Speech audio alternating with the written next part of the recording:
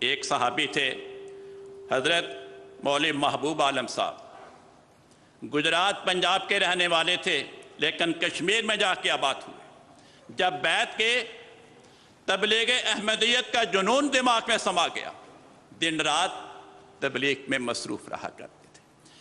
کشمیر کے جنگلوں میں سے گزرنا پڑتا تھا، جنگلی درندے وہاں پہ ہوتے تھے۔ انہوں نے دعا کی کہ اے اللہ، تبلیغ کا کام تو میں چھوڑ نہیں سکتا، میری حفاظت کا سامان فرما۔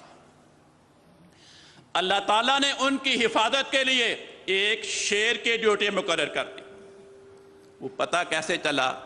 ان کا ایک شاگرد کہنے لگا کہ مولوی صاحب آج میں آپ کے ساتھ تبلیغی سفر پہ جاؤں۔ انہوں نے کہا ٹھیک ہے۔ راستے میں گئے، شیر آ گیا۔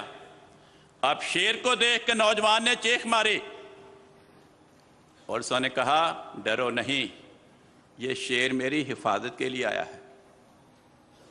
اتنے برس گزر گئے، جب بھی میں اس تبلیغی سفر کے دوران جنگل میں آتا ہوں یہ شیر فوراً میرے ساتھ چل پڑتا ہے، کبھی میرے آگے، کبھی میرے پیچھے، کبھی میرے دائیں، کبھی میرے بائیں۔ اور جب جنگل ختم ہوتا ہے میں بستی میں داخل ہوتا ہوں یہ فوراً جنگل میں داخل ہو جاتا ہے۔ تو یہ تمہیں کچھ نہیں کہے گا، یہ تو میری حفاظت کے لیے آیا۔